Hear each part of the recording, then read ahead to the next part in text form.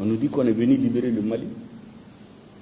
Pourquoi arriver au nord du Mali, la France a interdit à l'armée malienne d'occuper tous les territoires. Pourtant, le président français avait dit l'objectif de l'opération Serval, 3 objectifs: détruire le terrorisme,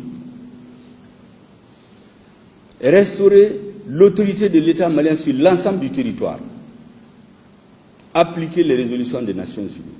C'est ce qui a été dit à la face du monde.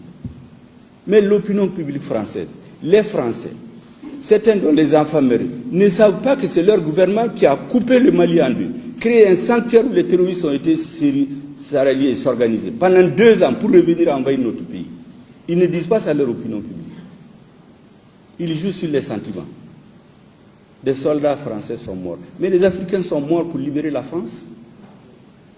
À la Deuxième Guerre mondiale, c'est l'Afrique qui était le lieu de repli de De Gaulle pour reconquérir la souveraineté de la France. C'est ici que les gens travaillent. C'est les Africains qui mouraient. Hollande l'a dit ici, qui payait une dette en 2013. Pourquoi on passe le temps à nous dire que les soldats français sont morts? Les Américains n'ont-ils pas libéré la France? L'armée rouge n'a pas libéré une partie de l'Europe? Pourtant, quand les Français ont décidé que ce n'est plus nécessaire, ils ont dit aux Américains de partir. Est-ce que les Américains se sont mis à insulter les Français? Les soldats africains qui ont été libérés de la France, certains ont demandé leur simple droit en 1945, on les a massacrés à Tcharoui. Donc il faut qu'on arrête de jouer sur les sentiments et nous faire la leçon. Personne ne peut faire la leçon au gouvernement malien, surtout pas des leçons de morale. Notre pays est profondément lié à la France par l'histoire.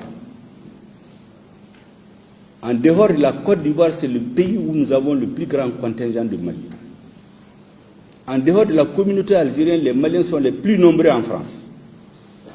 Leur appui à notre économie, leur poids dans notre société, sur le plan économique, culturel, c'est plus important que l'aide de la France au Mali.